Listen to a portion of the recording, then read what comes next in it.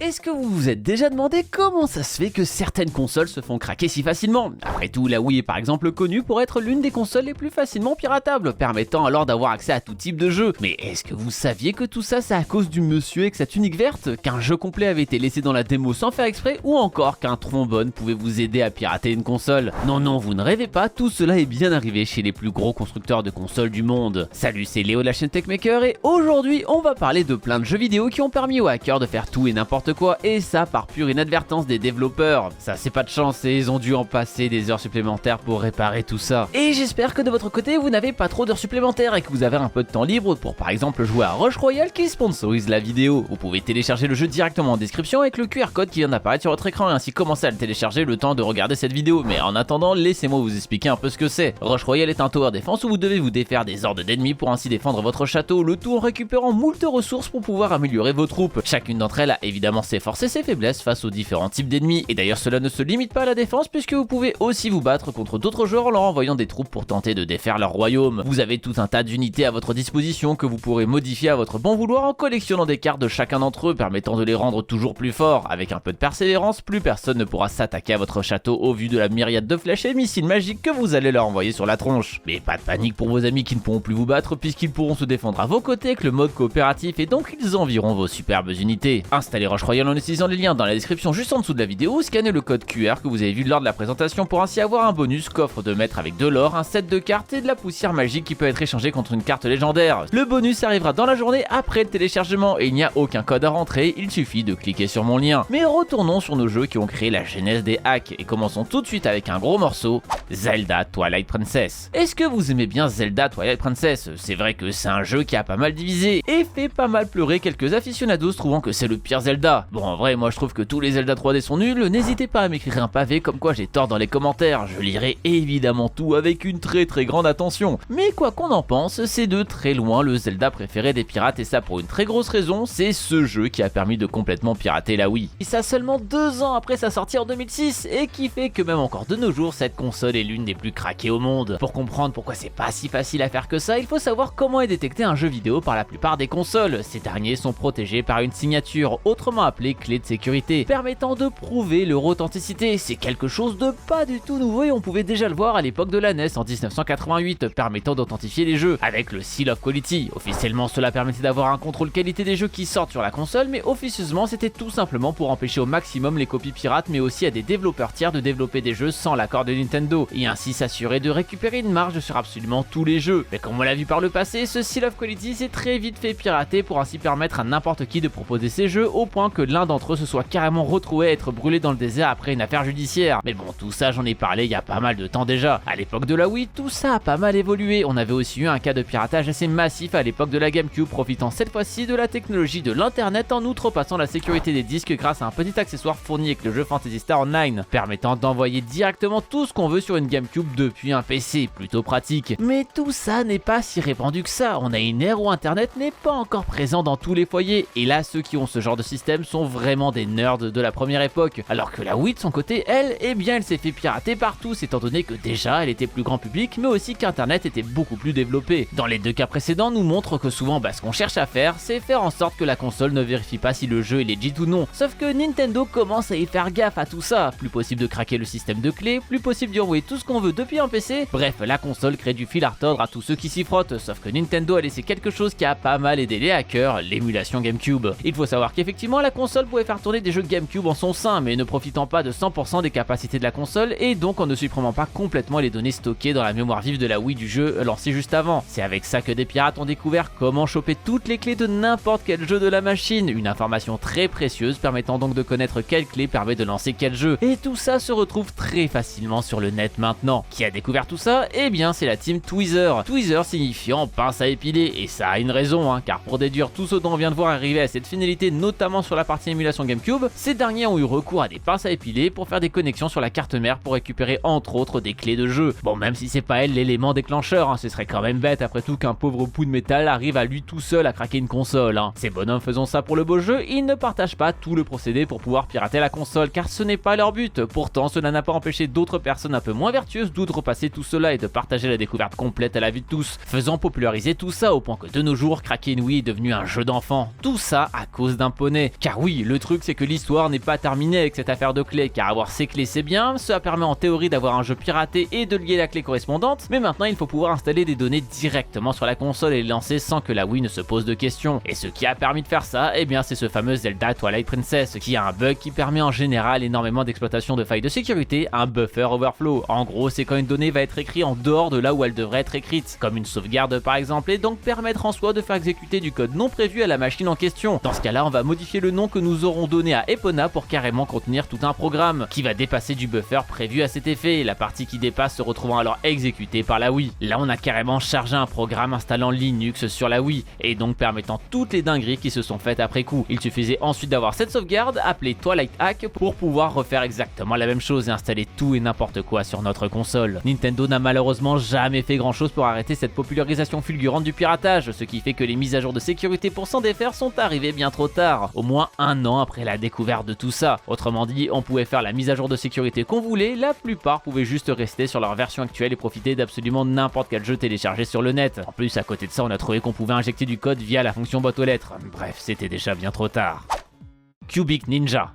Nintendo a donc fait vraiment gaffe pour que sa 3DS ne tombe pas aussi facilement, car à l'instar de la GameCube, la DS était aussi piratable super facilement et on se partageait des R4 à la cour de récré comme si de rien n'était. La 3DS avait d'ailleurs une rétrocompatibilité DS qui s'est fait craquer super rapidement encore une fois à coup de R4, et c'est d'ailleurs elle aussi ici qui a provoqué les premiers hacks de la console tout entière. L'histoire du hack de la 3DS est assez tumultueuse. À la base, c'est Gateway, une société pirate vendant 2 cartouches permettant de lancer n'importe quel jeu sur la console qui mène la danse. Le truc c'est que ils font pas ça pour l'amour du sport et partager gratuitement la découverte, mais vraiment pour se faire du bif en vendant des cartouches permettant de faire la manipulation, au point de carrément empêcher les clones de leurs cartouches pirates en mettant un code qui va carrément péter la console si la gateway est lancée sur une cartouche non commercialisée par eux. Ouais, les pirates qui se plaignent des pirates, le comble. Et ce qui est encore plus cocasse, c'est que parfois ça arrivait aussi avec leurs cartouches à eux. Donc ouais, vraiment chais à eux. C'est à cause de tout ça que beaucoup se sont mis en quête déjà de pirater les pirates et ainsi comprendre comment fonctionne leur système, mais aussi de trouver des systèmes alternatifs, notamment un certain Smilum qui annonce avoir trouvé un moyen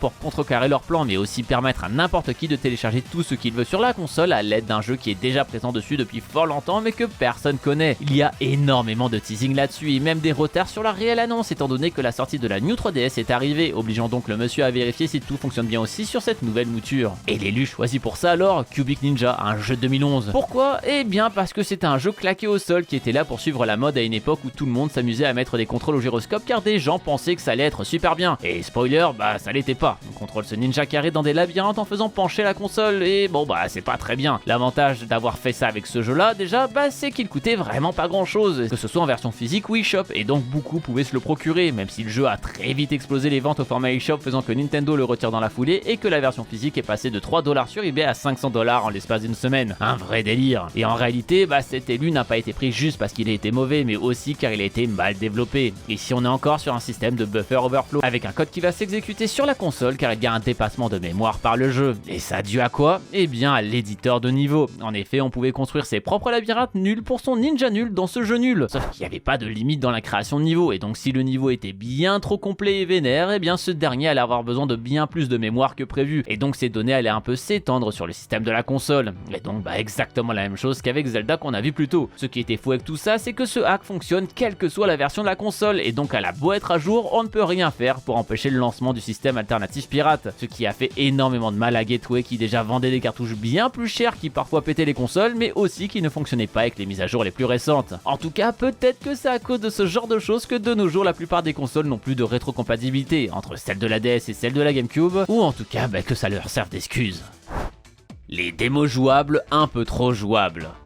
Alors dans cette catégorie, c'est pas vraiment des jeux qui ont aidé à complètement craquer les consoles, mais plutôt des jeux qui ont été donnés gratuitement, et ça de manière complètement non voulue. Ok, c'est pas pareil, mais c'est ma vidéo, je fais ce que je veux, et c'est presque dans le thème. Vous allez faire quoi pour protester? Le seul moyen que je vois, c'est de vous abonner à la chaîne. Ça vraiment, ça me rendrait réellement chafouin, clairement. Est-ce que vous vous rappelez de l'âge d'or des démos? C'est quelque chose de bien plus rare aujourd'hui, mais à une époque, surtout à celle des consoles des années 2000 comme la PlayStation, on pouvait facilement se procurer moult démos pour tout type de jeu et ainsi les essayer essayer pour savoir si ça valait le coup de mettre la main au portefeuille. À une époque où internet n'est pas si courant, il était très difficile de se faire un avis sur un jeu en ligne, c'était vraiment bienvenu. Et pour les plus démunis d'entre nous, cela permettait quand même d'avoir de quoi jouer. Oui, j'ai passé mon enfance à jouer à Demo One et je pense que j'étais pas le seul, mais c'était déjà pas mal. Mais avec le temps, on en a vu de moins en moins, déjà car cela impactait négativement les ventes d'après une étude et ça de manière giga vénère, hein, genre un jeu se vendait 2 fois moins à l'époque de la Xbox 360 s'il y avait une démo jouable, passant de 525 000 en moyenne à 250 000. La raison serait simplement car si un jeu vous attire, que vous jouez à sa démo et que vous le trouvez bof, bah vous n'allez pas acheter le jeu, alors que sans la démo, le seul moyen de se rendre compte que le jeu est bof, bah ce serait de l'acheter. Et puis il faut dire aussi que parfois, bah les démos permettaient de sacrés abus. On peut par exemple prendre celle de Dino Crisis 2, une sorte de Resident Evil où on a remplacé les zombies par des dinosaures à l'époque où les dinosaures c'était cool. C'était une franchise oubliée depuis certes, mais qui a quand même donné naissance à 3 opus. Bon, à la fin ils avaient plus trop d'idées en faisant aller les dinosaures dans l'espace, mais c'est déjà pas mal. Avec le deuxième jeu, Capcom, l'éditeur du jeu, voulait montrer à quel point les dinosaures c'était champ max en proposant une démo assez longue de son jeu, durant tout de même 45 minutes. Et pas parce qu'il y avait 45 minutes environ de contenu là-dedans, non, parce que la démo permettait de jouer au jeu complet pendant 45 minutes, c'était en réalité chronométré. Bon, c'est bien sympa certes, on peut pas mal avancer, mais le record du monde sur le jeu en speedrun est de 50 minutes, ce qui fait que même les meilleurs n'arrivent pas à terminer le jeu sur ce laps de temps, et vous n'y arriverez sûrement pas non plus de votre côté. Mais le truc c'est qu'à l'époque, il existait des dispositifs comme le Game Shark permettant de faire des dingueries dans les jeux en les modifiant drastiquement. Alors on n'est pas sur un système permettant de télécharger des jeux ici, mais plutôt de les altérer, genre vous filez une vie infinie, vous donnez plein d'argent ou que sais-je, et donc de jouer avec les variables d'un jeu. Et donc dans le cas de la démo de Dino Crisis 2, de complètement enlever le chronomètre de 45 minutes, et donc d'avoir accès au jeu complet. On pouvait donc profiter du jeu en entier sans se presser comme jamais. Quelle idée quand même d'avoir tout laissé sur la démo. Mais pour moi ce qui est le plus drôle là-dedans et pour lequel il n'y a même pas besoin d'un accessoire farfelu comme le Game Shark, bah c'est la démo de Crash Bash. Le Mario Party de Sony avec Crash, Coco, Cortex et un singe bizarre créé pour l'occasion et qui hante mes cauchemars maintenant. Et comment on pouvait avoir accès à la démo du jeu? Eh bien c'est simple, en achetant Spyro 3, le jeu du studio concurrent. Ouais, c'est tout à fait logique. En effet à l'époque, Insomniac Games se faisait Spyro et Ratchet & Clank et Naughty Dog, Crash Bandicoot et Jak and Dexter. Mais les sociétés, même si faisant des jeux assez similaires, faisaient souvent des références aux studios d'en face, car en vrai ils n'étaient pas vraiment concurrents étant donné que les deux étaient des exclusivités Sony. On peut par exemple trouver un avis de recherche de Ratchet & Clank dans Jak 2, Jak en personnage jouable dans Ratchet Gladiators ou encore Spyro dans un coffre au trésor dans Crash Twinsanity, qui est soit dit en passant le meilleur Crash Bandicoot, mais personne n'est prêt à entendre la vérité. Il y a une époque on pouvait carrément trouver la démo du jeu d'en face. Dans Crash Bandicoot 3, on pouvait trouver la démo de Spyro le Dragon en faisant un cheat code. Aussi quelque chose qui a disparu aujourd'hui, tiens. Et donc en faisant un cheat code sur Spyro 3, on avait accès à Crash Bash et aux 3 premiers mini-jeux. Tout va bien dans le meilleur des mondes, donc un petit avant-goût avant d'acheter son prochain jeu après avoir fini celui-là. Sauf que le truc, c'est que Crash Bash a lui aussi des codes de triche. Et il existe un code permettant d'avoir accès à une liste de tous les niveaux disponibles. Ce serait dramatique si la démo contenait en réalité le jeu complet, pas vrai? Et c'était bien le cas. Je sais pas qui s'est dit que c'était une bonne idée d'en avoir rien à faire à ce point-là, mais oui, on peut jouer absolument tous les mini-jeux de Crash Bash dans la démo. Ce qui fait que le seul truc qui nous manque, bah c'est les cinématiques.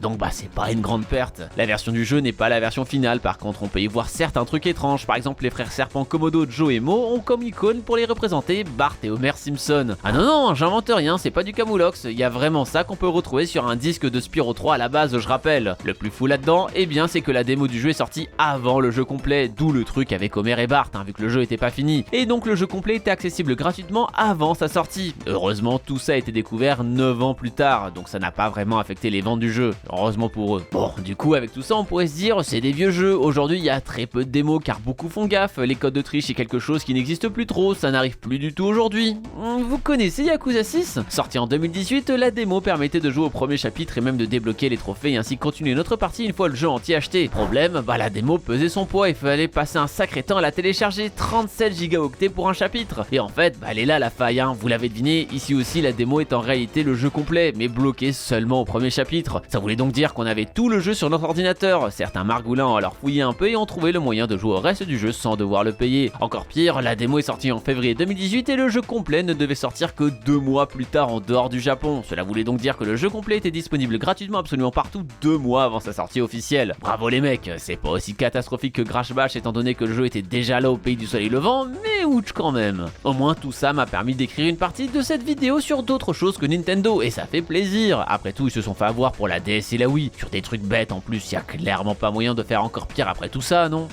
Un trombone.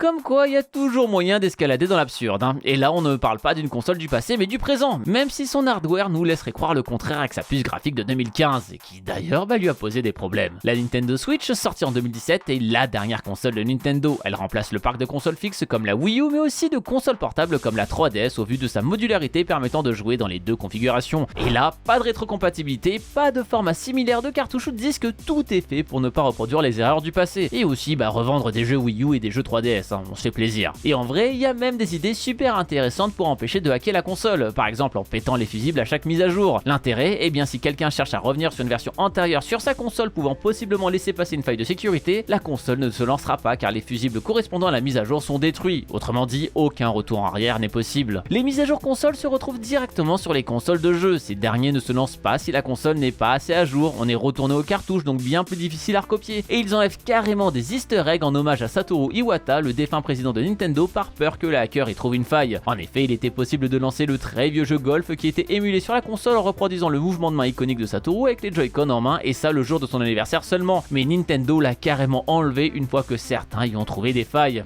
Bref, ça rigole zéro sur la partie logicielle de la console. C'est donc la partie matérielle qui va être attaquée, et ça par la team Reswitch avec comme nom de code Fusée Gelée. Et là, c'est la faute à qui? À Nintendo et à ses jeux qui gèrent mal les sauvegardes? À un éditeur tiers qui fait un éditeur de niveau claqué au sol? Et non, à Nvidia qui vend les puces datées de la console. En effet, la Tegra X1 dispose d'un mode recovery permettant l'accès à des outils pour les développeurs. Ce mode s'active normalement en appuyant sur plusieurs boutons en même temps. Par exemple, sur un téléphone, ça peut être volume 1 et power en même temps. Et sur la Switch, il s'active lorsqu'on court-circuite la communication du Joy-Con droit tout en appuyant sur power et volume plus. On a vu plein d'accessoires proposés par Failoverflow en tant que blague. Failoverflow étant le nouveau nom de la team Tweezer, comme le Switch X Pro ou encore le plus simple Switch X. En effet, pour faire un court-circuit, faut pas non plus un truc de dingue, et tout ça peut se faire simplement et même avec un simple trombone. À partir de ce recovery mode, il va être possible de lancer une clé USB dans la bestiole, et donc la porte d'entrée pour y installer tout et n'importe quoi. Et autant sur les hacks de console qu'on a vu avant, des mises à jour logicielles peuvent réparer le problème. Autant ici, c'est pas trop possible, hein. Là, ça vient pas d'un bug ou autre, c'est juste le fonctionnement normal et prévu de la puce fournie par Nvidia pour la Nintendo Switch. Donc le seul moyen de régler ça, c'est de sortir une nouvelle Nintendo Switch. Et c'est déjà arrivé en fait, la Switch 2.0 existe déjà. Sauf que désolé, mais vous ne l'avez pas remarqué. Et je ne parle pas de la Switch OLED. Vous vous souvenez de la mise à jour mineure de la Switch qui améliorait légèrement l'autonomie et qui changeait le packaging tout en la laissant au même prix? Eh bien en réalité, cette version servait aussi à complètement résoudre ce problème en empêchant de pouvoir activer ce fameux mode recovery. Le but était donc de passer tout ça discrètement et de complètement balayer du marché les Switch première génération. Depuis, d'autres se sont attaqués à ces nouvelles versions mais sans énorme succès. Surtout que Nintendo en a plus que marre et attaque à vue, comme avec l'histoire de Gary Bowser, un pirate du groupe Executor, qui est très semblable à Gateway au niveau des techniques douteuses de vendre des trucs pirates, qui s'est fait attaquer par Doug Bowser, le patron de Nintendo en 2021. Bowser qui attaque Bowser, on dirait un match miroir sur Smash Bros, mais là c'est Gary qui l'a perdu et qui a dû débourser 4,5 millions de dollars d'amende. Ouais, ça fait très mal. En tout cas, la Switch n'est pas encore complètement vaincue comme ont pu l'être la plupart des consoles Nintendo par le passé, et elle tient encore pour le moment. À voir pour combien de temps. Voilà en tout cas pour les histoires que je voulais vous raconter aujourd'hui. Si ça vous intéresse, je vous invite à découvrir la chaîne de Sakaru qui a lancé une chaîne dédiée à ça il y a un peu plus d'1 an. Je l'ai découvert lors de mes recherches car évidemment mes recommandations YouTube se sont retrouvées assaillies de contenu du style à force de chercher des infos. Il y a plein de trucs super intéressants sur des histoires du style. J'ai essayé de mon côté d'être succinct et de parler que des plus connus pour éviter de perdre les plus néophytes d'entre vous, mais si ce genre d'histoire vous passionne, vous pouvez en découvrir plein d'autres directement dans ces dernières vidéos, comme celle sur la Wii U par exemple et le navigateur, et même sur les sujets dont j'ai parlé, il y a plein de trucs intéressants que j'ai omis, comme les drames entre teams de hackers ou encore la guerre massive contre Gateway. Bref, on voit que les méthodes sont de plus en plus absurdes. Qui sait, peut-être qu'un jour on pourra hacker la Nintendo Switch Pro à l'aide d'un hand spinner qu'il faudra lancer sur la télé pendant qu'il tourne. Bon, n'essayez pas quand même, je suis responsable de rien. Mais vous alors, est-ce que l'un de ces exploits vous a aidé à avoir plus de jeux sur vos anciennes consoles, ou êtes-vous toujours resté dans le droit chemin? Eh bien partagez-moi ça dans les commentaires. Promis, j'ai bloqué Adopi donc ils ne pourront pas les lire. N'hésitez pas à partager cette vidéo à tous vos potes qui pensent que Zelda Twilight Princess n'est pas le pire Zelda pour leur montrer un argument supplémentaire que c'est bel et bien le cas. Et bien sûr, le plus important, si ce n'est pas déjà fait, abonnez-vous à la chaîne en cliquant sur le logo qui vient d'apparaître en haut à droite. C'était Léo de la chaîne Techmaker et surtout, n'arrêtez jamais d'apprendre. Salut!